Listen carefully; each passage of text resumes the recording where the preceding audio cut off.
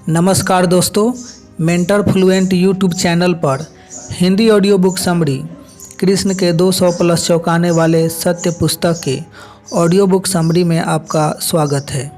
Episode 29। Yudhishthir की तरह क्या दुर्योधन ने भी राजसूय यज्ञ किया था? हाँ, दुर्योधन ने भी राजसूय यज्ञ किया था, लेकिन उसकी अवहेलना जब महाभारत ग्रंथ में की गई है तो लोगों के बीच उसका प्रचार कैसे होता? महाभारत के अनुसार द्रौपदी सहित पांडव जब अपने वनवास काल में हिमालय की घाटियों में भ्रमण कर रहे थे तो इसकी सूचना पाकर दुर्योधन ने उन्हें जंगलों में ही मार डालने का विचार किया और इस मामले में अपने शुभचिंतकों जैसे शकुनी, कर्ण, दुशासन आदि से मंत्रणा की तो उन सबों ने उसे समर्थन दिया।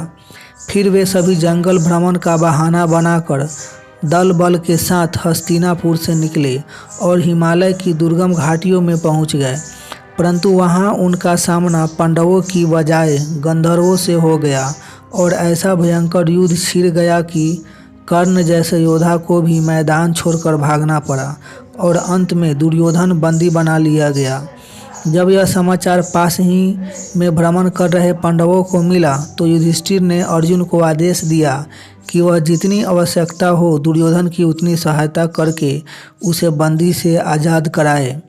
फिर अर्जुन वहां गए और युद्ध करके उन गंधर्वों को परास्त किया तथा दुर्योधन को आज़ाद करवाया। इस घटना से दुर्योधन इतना लज्जित हुआ कि उसने जंगल में ही दुशासन को राजा बनाने का आदेश देकर खुद आमरण अनशन करके प्राण त्यागने का निश्चय कर लिया। लेकिन कर्ण, शकुनी, भूरिश्रवा आदि के काफ़ी समझाने के बाद अंततः वह हस्तिनापुर लौटने को राजी हो गया। हस्तिनापुर लौटकर कर्ण ने अपने मित्र की झेप मिटाने के लिए दिग्विजय का निश्चय किया और द्वारका को छोड़कर सारे आर्यव्रत को अपने अधीन करके वापस हस्तिनापुर लौट आया। महाभारत वन पर्व अध्याय 248 से 254। लेकिन इतने पर भी जब कर्ण के मित्र दुर्योधन की झेप नहीं मिटी तो उन्होंने अपने मित्र से पूछा कि वह उसके लिए और क्या कर सकते हैं। तब दुर्योधन ने अपनी इच्छा बताते हुए कहा।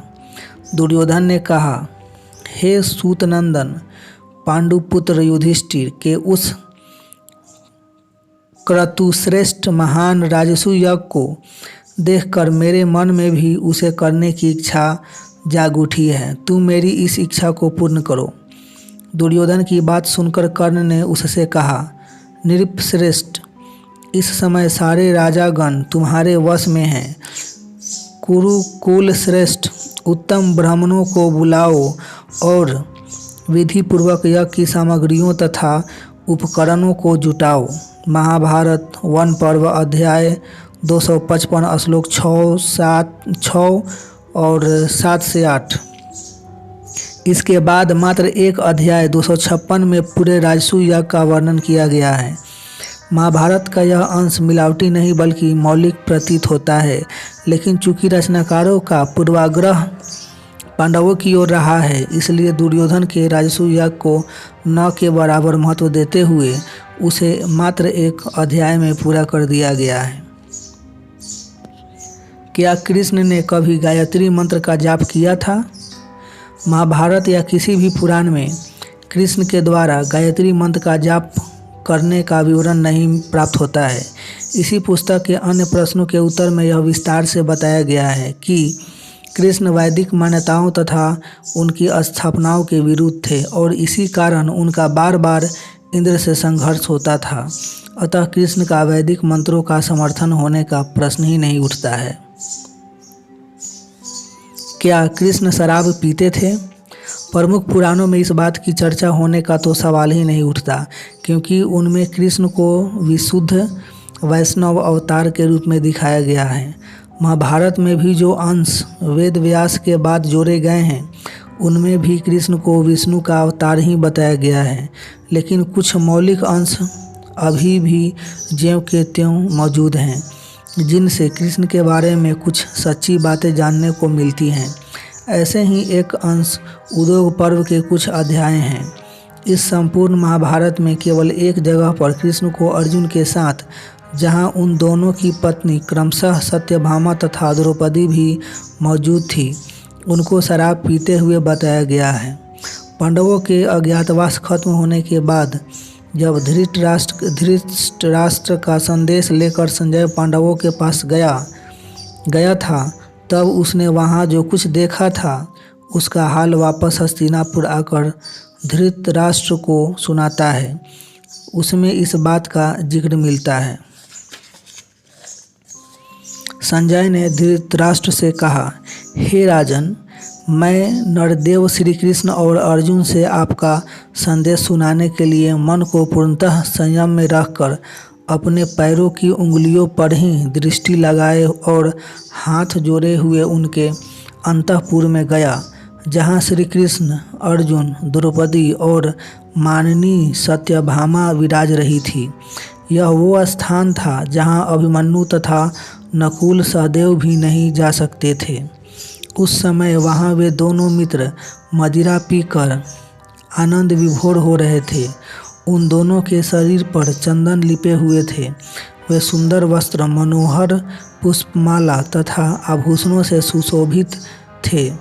शत्रुओं का दमन करने वाले वे दोनों वीर जिस आसन पर बैठे हुए थे वह सोने का बना हुआ था और उस पर भांति भांति के बिछौने बिछे हुए थे।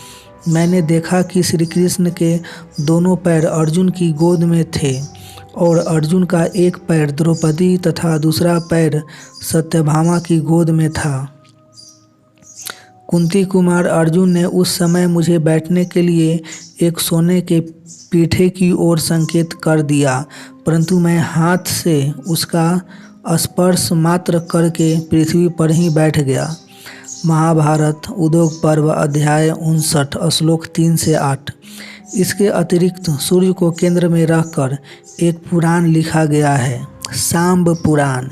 इस पुराण में भी कृष्ण के अपनी रानियों के साथ शराब शबाब में डूबकर विलासितापूर्ण जीवन की चर्चा की गई है। वशिष्ठ मुनि राजा बृहदल से कहते हैं, उनमें से अनेक सुंदर अंगों वाली स्त्रियों ने काम क्रीड़ा के लिए अपने वस्त्र उतारकर कमल के पत्तों से अपने अंगों को ढक लिया था।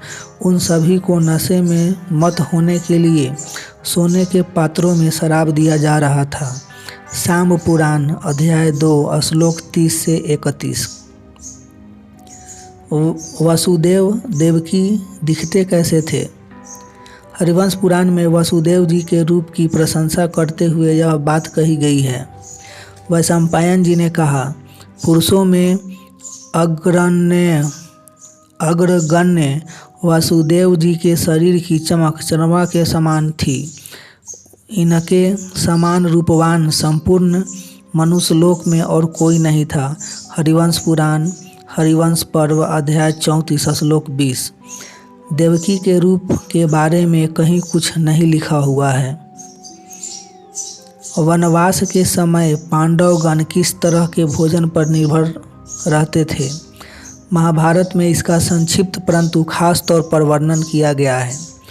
मृग तथा अन्य वनचरों को केवल बाणों से मारकर उसका मांस, कंदमूल, फल तथा गांवों में खेती से उपजने वाले अन्न, इन सभी प्रकार के आहार पांडवगण लिया करते थे।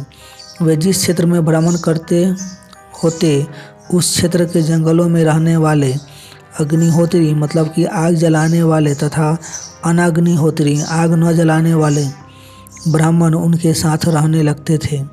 वे पांडवगण अपने लिए तथा उन ब्राह्मणों के लिए भी रुरु मृग, काला मृग तथा अन्य वध करने योग्य जंगली जानवरों को मारकर भोजन के लिए लाया करते थे तथा साथ ही उनके चमड़े का भी वे विविध कार्यों के लिए उपयोग किया करते थे।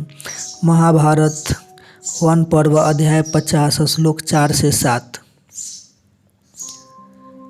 मिलेंगे नेक्स्ट एपिसोड में तब तक अपना ढेर सारा ख्याल रखें, लाइफ को एंजॉय कीजिए, मस्त रहिए। आपका कीमती समय देने के लिए आपको बहुत बहुत धन्यवाद।